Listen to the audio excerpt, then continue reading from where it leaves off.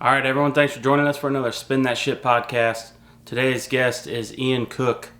You may know him from Larry and his Flask as the front man. He's been in numerous projects, and his current project is Beyond the Lamplight is the name of the band. So check them out. They're on social media.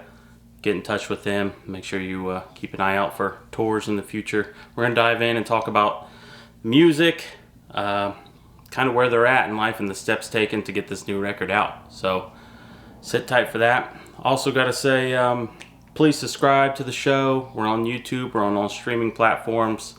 Like, share, tell everyone. Do all that good stuff to help us out. There is a donation button down there. If you want to throw us a couple bones, that'd be great. There's no sponsors on this show, so I'd much appreciate it. So let's go talk to Ian.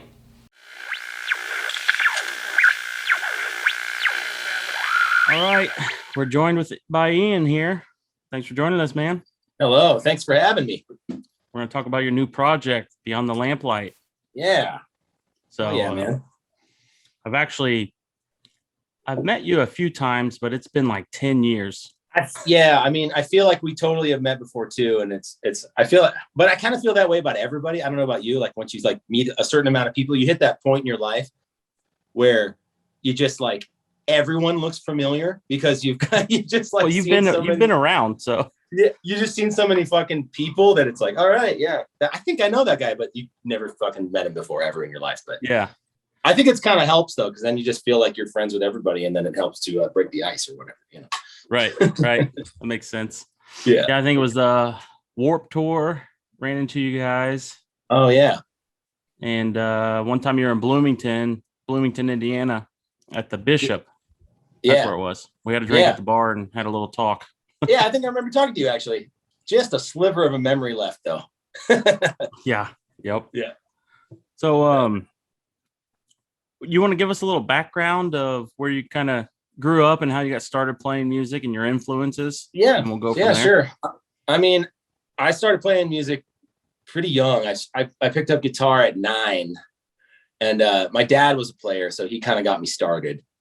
And then, guitars were always around the house, and we were, music was a huge thing in my family. So as soon as I could have an attention span that allowed me to pay attention long enough to actually fucking learn something, then I started playing guitar. My dad started me off, and I originally started playing blues. It was more I was big into the blues, and that's what I wanted to do for a long time, up until my teens. And then I heard punk rock, and it was all over. And so, yeah, I played around. My parents used to take me to bars, and I used to jam with the blues bands and stuff when I was just 10, 11, 12. And I got kind of that was my musical, training in school kind of. And then from there, I just started to play with my buddies and play in punk bands when I was in, middle school and high school.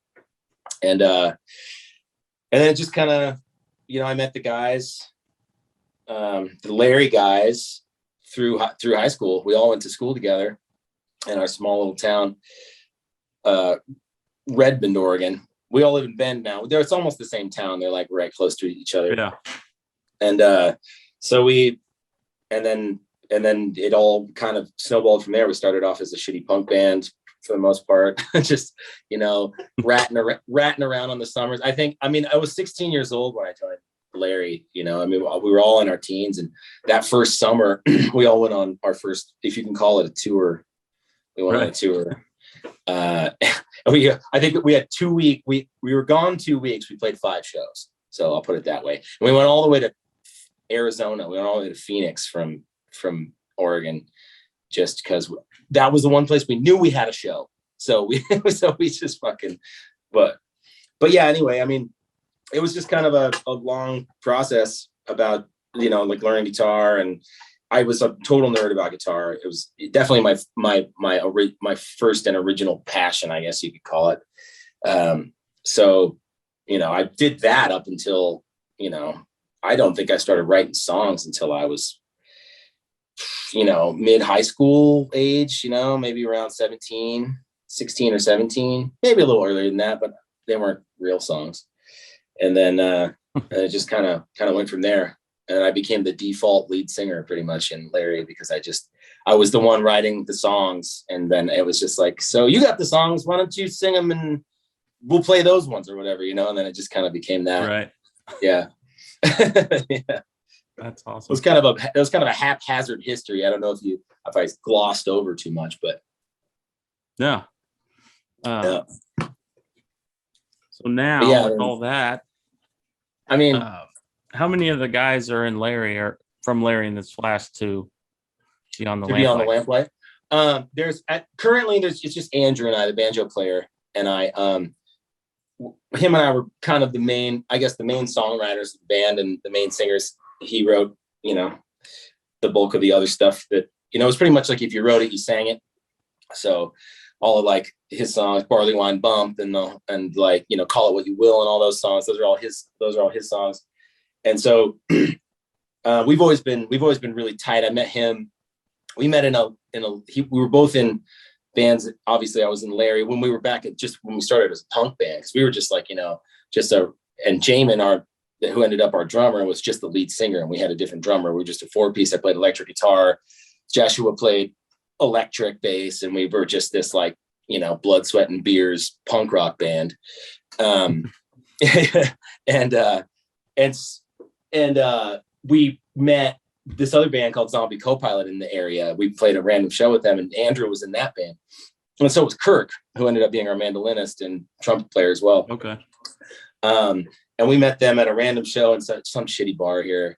And it was, him and I, Andrew and I really hit it off immediately as far as like the musicianship and where we were in our journey musically or whatever. And so we connected immediately, and we've pretty much never stopped being like kind of like a unit as far as like a songwriting team, and also just like a team as far as, playing music together.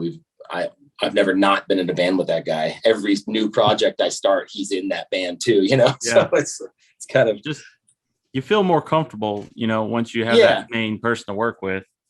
Yeah. Once you like understand the language of the other person that you're working with, and you could just understand each other by saying, you could just like, by simply say like, I want like a da da da da da da da or whatever, and they immediately speak, they like speak that language and they get it. They're like, oh yeah, boom, got it, And once you get used to that, it's just like there's nothing like that. So we stuck together. Although Kirk, our mandolinist and trumpet player, played on the EP, on the Beyond the Lamplight EP. He's on that as well. He was kind of in there during the preliminary stages, and he just put on the record, but he's not a part of like the live or touring stuff. He doesn't really want to do that anymore. So I was wondering that, because I saw some live show footage of you guys recently. I didn't see any of that. So yeah, he's on the recording, but not in the live band. But yeah, and our drummer Dane, he owns the studio and is the engineer at the place that we recorded the last Larry record, and then also played on our last tour as well. Because Jamin left the band right before we had to do our last tour, so we got Dane to fill in, so he joined us on a tour as well. So just by a sliver, he was kind of in the band for 2 seconds. But yeah. Okay. Well, yeah, kind of a long-winded answer, but no. Me and Andrew are the only ones actually from from Larry. Gotcha. Yeah. I'm digging the sound. Thanks, man. Listen to a lot. I usually listen to a lot of music at work because I'm in one stationary position. But same thing with me. I'm the same way.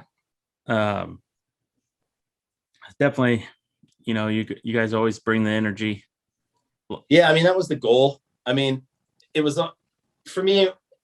I walked away from the band kind of. I was in a weird place. We'd been on tour for so long, and it was, we had spent so many years together, especially the core of the band. Jamin, Jeshua, and I were kind of from the very beginning, since we were all in high school, so it's, it had been going for quite a long time. And we got to a point where just, we just weren't, it just wasn't working anymore, I guess, if I can put it the most polite way possible. Yeah. And but and I walked, and I was in a bad place too personally. Like shit kind of fell apart in my life a little bit, and like I was just like, I gotta step away. You know, we had previously taken a small hiatus around 2014 or 2015, and then kind of come back and then done this Remedy, the last record, and then it didn't take long before we all kind of self-destructed again. You know, we did one, we didn't even do a tour, barely one tour on that record before it was all, you know, said and done. At least this is all my opinion and my perspective, but like, so I put it away for a while. You know, I had to walk away from the band, and I put it away, and I hadn't written anything in that kind of style in a really long time, you know. Just kind of so during COVID, I put out a solo record, and started playing with another band locally, like just as a lead guitar player and backup vocalist guy, and just kind of like, you know, just kind of stretching my legs and not really thinking about it. And then it just kind of like one day I just kind of like, I sat down, and the song "What's Done Is Done" off of the new EP just kind of came out, and I was like, okay, I guess music's in your blood, it just doesn't, you know, it's always around. Yeah, exactly. I guess that's in there somewhere, you know, like that feel and that kind of thing. And it just kind of came out, and I was like, oh, maybe I should try to kind of do this again. You know, like I do really enjoy the sound and all the years that I put into that thing. And I know what I'm doing when it comes to writing that kind of music, you know, like, so I might as well go for it. And I got a hold of Andrew. I'm like, what do you think about doing this thing again? Kind of, you know, but kind of in a new way. And he was down, and then it just kind of went from there, you know. Soon enough, Dane was involved, and then Brandon, our other guitarist, is actually the singer and songwriter in the other band that I'm in. So we just kind of cross-pollinated that situation, and it was a surefire in, and then went from there. But yeah, man, just it just kind of happened really organically, and we're just running with it now. Right. I don't think a lot of people, I mean, I was in high school and was in a couple punk rock bands myself, and I don't think a lot of people understand like how difficult that is just to even stay together. Dude, it was a miracle that we stayed together for as long as we did. Like as a unit, like as at least the three of us with like rotating members, Jamin, Jeshua, and I, we stayed together for like 17 years or something, you know, 16 years. That says a lot right there. Yeah, you know, tough. And it was a hardship. I'm not going to lie, and I think they'd say the same, you know. And it reached a point where it was no longer a healthy relationship. You know, it's like, okay, we gotta move on. Like, at least for me personally, I was in that position. I just, you know, it's like, yes, we have a fan base. Yes, we could move forward and do this, but would it be for the right reasons?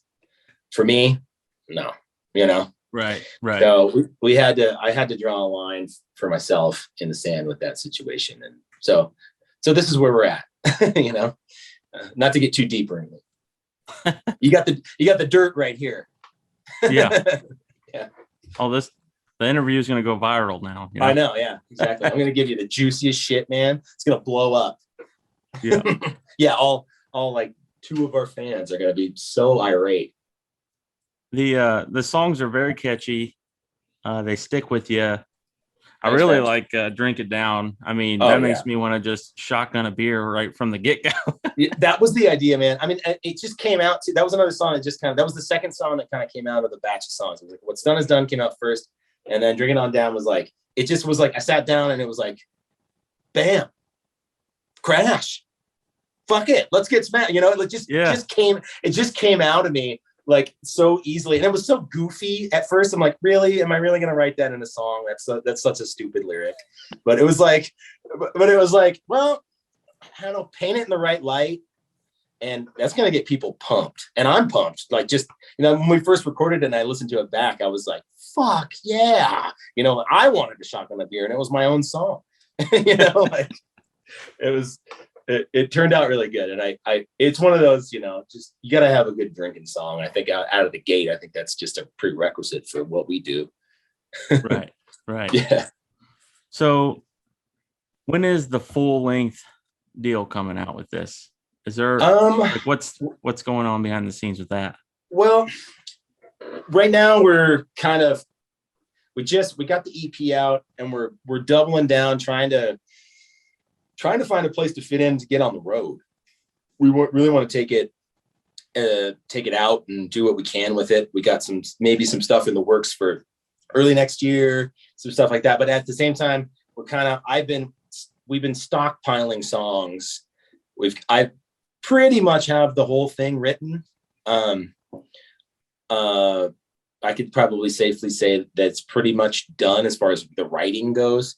We haven't yet started like to step into the studio and work stuff out fully and like started to track anything yet. But my super optimistic goal would be to like have something out by January. At the probably the earliest, just in between everything that we have going on and how long it's probably going to take to do the full length. What's cool about our situation is our drummer owns the studio that we record at and is the engineer. So we, at our leisure, we can just go in. Yeah, so that speeds it up a little bit right there. Yeah, exactly. And it also monetarily, it like is a huge load off as well. We don't have to shell out a bunch of cash to record a great sounding record. We just got it. It's all in house. So it kind of works out, which is great. But we just need to make the time. That's the hardest part. I'm a father of two. One of our other dudes has a kid as well. We got wives, we got families, and lives and jobs, and trying to like kind of coordinate all that all at the same time and get together and kind of bang out a record is kind of hard for us. We can't just like take 2 weeks and record the whole thing together, like it just doesn't work that way with our schedule. I wish I could do that. We could just all have a sleepover for 2 weeks and just finish and do a record, but that sounds amazing. But so we have to kind of piece it together, like with nights and weekends, and just kind of figure out what works. So that goes back to me saying it's hard to be in a band. Yeah, exactly. The schedule thing, man, is like, I think once you're in a good groove with a band, the hardest part is just the schedule.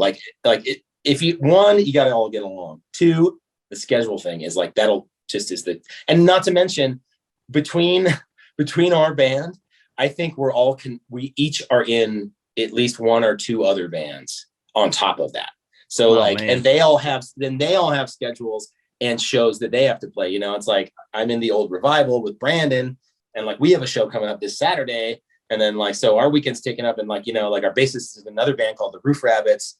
They're playing other stuff, and then like Andrew's in a third band called the Shining Dimes, like a honky tonk band, and it's like between all of that and then lives and everything else, and it's a fucking nightmare for the most part. Honestly, you're making me question why the hell I even do this. Right? It's because you love it, man. Yeah, you're right. Okay, so we got. Very true.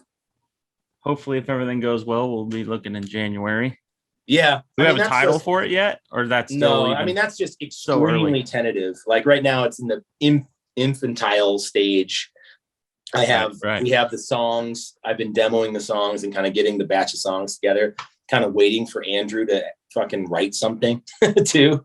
Cause he's notoriously slow for like writing songs. He's kind of like a couple a year is kind of his kind of thing. Yeah. So I've been pressuring him like, dude, we got to get some of your songs on this record, man. You got to write something. I don't know. Maybe I'll just take one of my songs and give it to him, and then he can just say he wrote it. I don't know. Might work. Yeah, sure. Well, normally I have a buddy with me on this show. Yeah, I thought so. But he was busy tonight. He also has a son. So there you go. Scheduling, you know how it is. Uh-huh. But we run these quick little questions by everyone that we have on. Right on. I'm going to run them by you now. Artists you would like to work with? If you could name one, dead or alive. Dead or alive. Holy shit, man. Or give me one of each. That's a huge question. I know it. Loaded. There's so many people that I would love to work with. I think a lot of mine are going to be way off the map of like probably what most people would expect, because I listen to That's the stuff I like to hear. A huge breadth of music.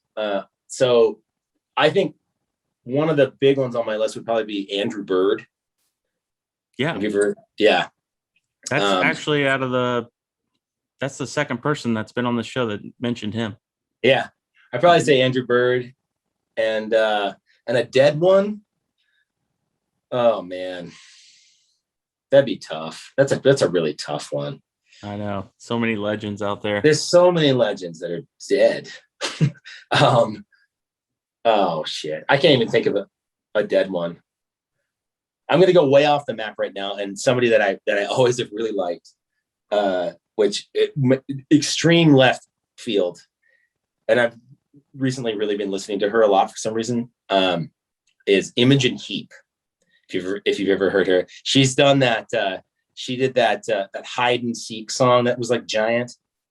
That what? It's like she's like electro pop, but she's like this. She's a producer and engineer, and she did like produces and engineers all of her own music, and she's like this innovator and crazy electronic wizard. What time period are we talking? Probably like around 2005 is when it was on a big soundtrack at the time. I know you've heard the song. That she's passed. No, I'm saying you were going with the dead person. I thought. No. I was gonna say, I skipped the dead person thing because I just can't do it, man. There's way too many. Okay, I got you. Yeah, so I just went on a left field there. Gotcha. But yeah. Okay, I'll have to check that out. It's like, I mean, it's a, it's an acquired taste for sure, but for some reason it's something that I really like. Yeah. Question 2: Beatles or Stones? Which one's your favorite? Beatles, man, for sure. Beatles. Okay. Yeah. I mean, I love the rock and roll. I've definitely I've matured over the years. I used to hate the Rolling Stones, for some reason. I don't know why. I just never got it until I got a little older and was like, it rocks. That's good rock and roll. I was the same way. I was even anti-Beatles younger in high school and stuff. Yeah. I didn't appreciate it. Totally. And when I got older, I appreciated the opposite direction. And that was I grew up. One thing is my dad was a huge Beatles fan. So it was that was my life growing up. So that was one thing. But also, I don't know. I think it bleeds pretty heavily into my music. I think even if it's an up-tempo Americana number, there's still a lot of melody going on there and a lot of movement happening. I think that I can attribute a lot of that to my upbringing with the Beatles. A lot of chords in every song. Let's just put it that way. Right. Okay. I need to reword this question. I call it guilty pleasure, but it's really not. You shouldn't feel guilty for anything that you like. Oh yeah. But we already covered that in your first one. Yeah. It's more or less something that you listen to or like, song wise or artist wise, that people wouldn't think you liked. There's quite a lot, to be honest. I really like. I think Imogen Heap would definitely be on the high one of that, of way wow, you actually like that? That's crazy. But because it's pop, straight up pop, pretty much electro pop. But I would say maybe something that people don't know about me, maybe in kind of a slight detour of the question, is that I'm a huge metalhead as well. I listen to a lot of really heavy music. Yeah. Yeah, I'm a huge fan of all the genres for the most part of metal, all the tiny little subgenres of metal. There are a lot. Yeah, there are a lot, but I'm into some everything. bands. Name some of them. I'm a huge Meshuggah fan. Yes. I really, really love really polyrhythmic metal like that. Really like time with crazy time signatures and stuff. So any of that, what they call gent stuff, Animals as Leaders, and really crazy kind of mathy stuff is what I'm really into. Mathy. And yeah, definitely the mathy. Between the Buried and Me. Definitely 100%. They were on the net. They were next. I was just gonna say Between the when Buried. You said mathy, I was like, yeah, that's Between the Buried and Me and that kind of stuff. I'm really, really into that. And Opeth and everything from I like black metal and like death metal stuff all the way to like the more modern genty stuff or whatever, like the heavier mathy stuff as well. So right, it's just kind of all of it. I mean, that's I've mainly always been what I grew up on. Yeah. I mean, like that's how Andrew and I in the band, like that's how we connected originally, was like just like we were huge metalheads at the time. We actually had a metal band together. He was the drummer, I was a guitarist, and we had a few other dudes and called Grimsbeard that we used to play local shows around here, and it was pretty gnarly. It was pretty fun actually. I wish we could have kept going, but shit kind of fell apart. But Yeah, I'd love to be in a heavy band again, because that's like that's always been a passion, and I've always recorded heavy music on my own and just kind of like done it for myself so I could listen to it. right. But I've never actually had a serious metal project. Sorry, I'm pouring a beer here. I wish I had one. Looks good. Here you go. But Yeah, I was in a band, another one in high school where basically all I did was scream into a microphone. So I know exactly. Fuck yeah. Yeah, exactly. Yeah, dude. It's badass. I mean, there's nothing like it. For me, it was like our band was like, it got so intense because we got more and more into like technical stuff, like, like Between the Buried Me and those crazier bands, that like it was like a chore to go to practice, because it was like you'd have to learn so much and remember so much. It became like, why are we in this band again? This is like so hard to fucking play. Like, it's cool because you're challenging yourself or whatever, I guess, but it's like I can't do it anymore. Yeah. Okay, if you could wake up tomorrow and play any instrument and play it perfectly, what would it be? That's a tough one. I'd have to say violin. Violin? Yeah, violin, or any bowed instrument, violin, cello, mostly violin though, because or viola, which is similar. I have a viola and I just am terrible.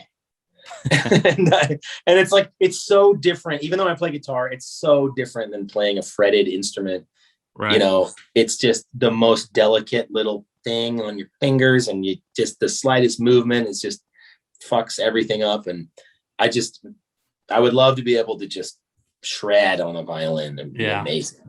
That'd be awesome. And it's also an instrument that I'd love to just be able to have as a tool to use while, recording or whatever. Like, if I could play it really well, I'd use it all the fucking time. And you barely even know anybody that can play it well enough to be on a record or whatever. It's like, I don't know. I don't have any good friends that are violin players, or really good ones at least. Yeah. A friend of mine, he is incredible. He lives in Nashville, and a lot of fiddle, all different types of genre. He can shred on it like no one's been. He might be the best thing I've ever seen. That's awesome.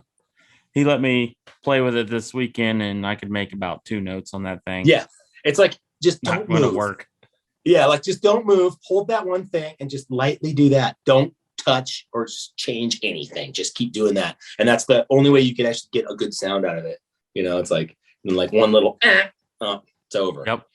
Yeah, it's like one of those things, like, you start when you're like 2 years old, and you may be good a little later in your life. Like, exactly. by the time you're 45, you'll be like a decent player. Yeah, it's crazy. That's probably him. He started at like age 7.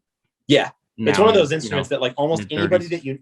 that plays a really good violin started when they were like really fucking young.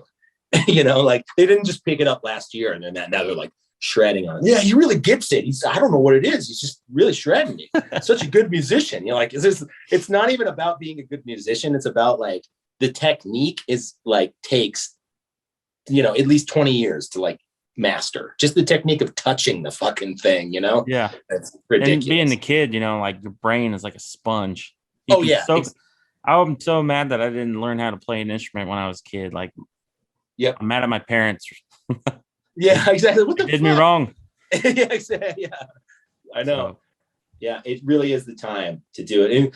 And I'm dealing with that now with my kids. Like, do I force them to learn an instrument? Probably. Like my parents didn't, and like fortunately I chose to do so.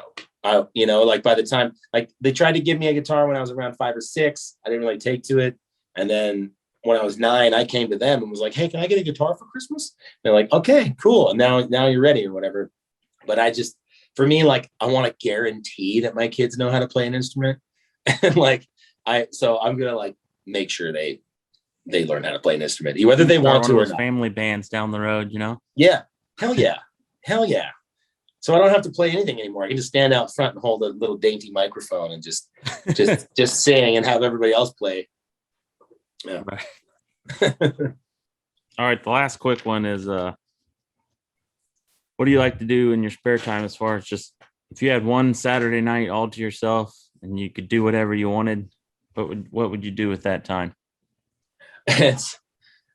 Well, the question, I guess the answer would be different if it was like pre-COVID as post now, because like now it's like go to a show, yeah. Although like previously it was like that's what I did for a living, So the last thing I want to do is go to another show because I'm constantly playing shows.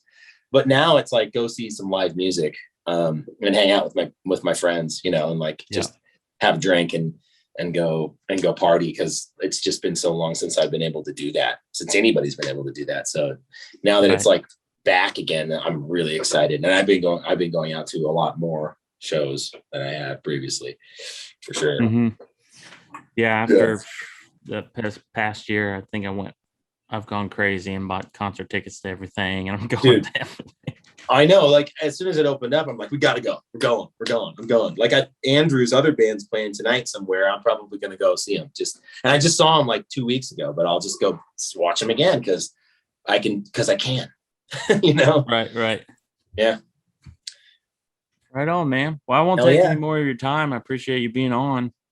Hey, man, thank you so much for having me. Where can the people watching find your stuff when it drops? Well, we're you can follow us on Instagram and Facebook and all the usuals. We're on Twitter as well. You can and then right now everything's just digital. So like wherever you find your music, Spotify, Apple, wherever, Bandcamp, it's all up there. If you want to support the band, you can pay a couple bucks and actually buy the EP on Bandcamp. We got some merch up on flailrecords.com. Got some shirts. Yeah, I got some shirts and some stickers and some vinyl. Crossing our fingers in the next, like, I don't know. It might even literally be another year before we get pressing, because things are so fucked right now as far as like vinyl pressing goes because of COVID. And now everybody's clamoring to get their record made too. And so like we're out like 7 months. Traffic jam. That's like a minimum right now, like 7 months but we will have physical copies of the EP eventually. But for now, just going to have to be digital, and you can find us on all the usual places. But we'll be around.